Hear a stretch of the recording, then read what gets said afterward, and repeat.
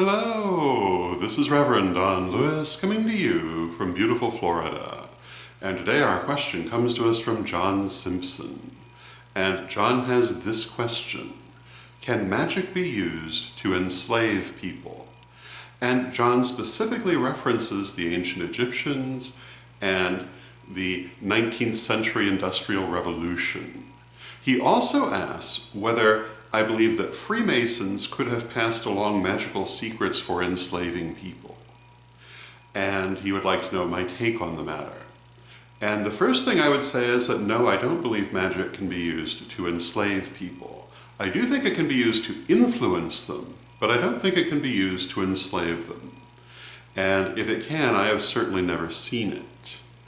But influence is another matter. What enslaves people is economics. And economics does not require a magical explanation. It's really very clear.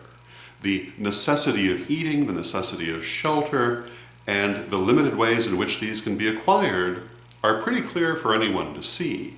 And the fact that they have to be constantly maintained, this is the thing that many people would look upon as being enslaved, although I would argue that it's not, because it's certainly a better life than not having those things.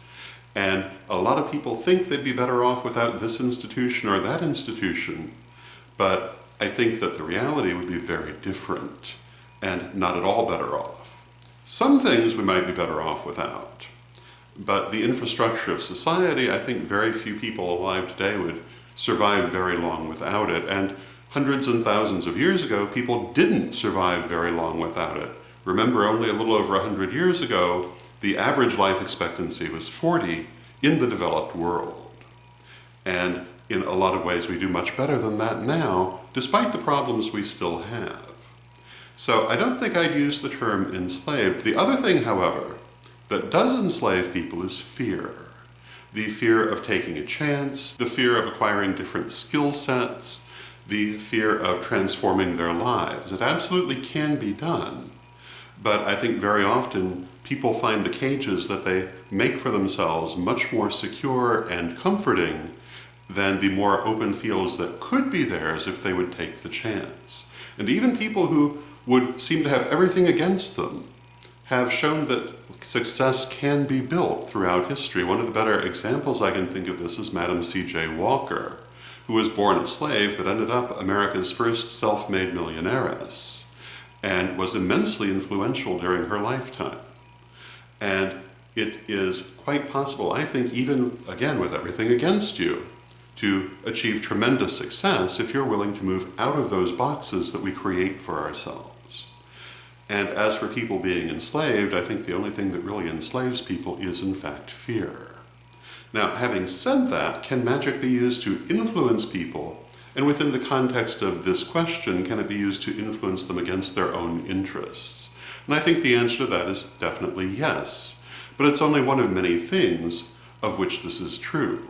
Certainly communication, particularly in the form of media, can be used to influence people against their better interests. And you see this all the time. But magic, yes, I do believe magic can be used that way. And in fact, if you remember, the entire Corellian peace campaign was originally started in the belief that magic was being used that way, a point of view that I certainly still subscribe to. And I think that it's very important to bear in mind that, in fact, magic can be used to influence people, but I don't believe it can be used to enslave them within this kind of political context.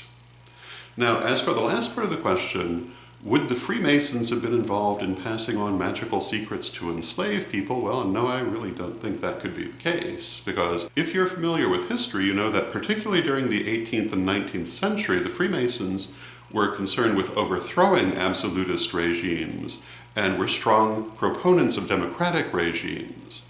Their revolution happened throughout the 18th and 19th century, and they were very much proponents of what we today would call democratic governments. That is why the Roman Catholic Church hated them so badly, and certain other Christian churches as well, because they were trying to prop up those absolutist governments, and that is what they felt government should be. So no, I would say the Freemasons were absolutely on the opposite side of that question. But as to the question, Can magic be used to influence people in ways that would be contrary to their interests? Yes, I absolutely do agree with that. But again, I don't see it being possible to enslave people, nor do I think people are in fact enslaved by their economic circumstances. They're enslaved by their fear and unwillingness to change those circumstances. So, those would be my thoughts on the matter. I hope you find them helpful, and until next time, may you blessed be. Hello, this is Reverend Don Lewis coming to you for Pagans Tonight Radio. Pagans Tonight Radio is an online radio network with different hosts and different shows 7 nights a week. There's something for every taste, including Spanish language programming on Saturday evening. Check out paganstonight.com today.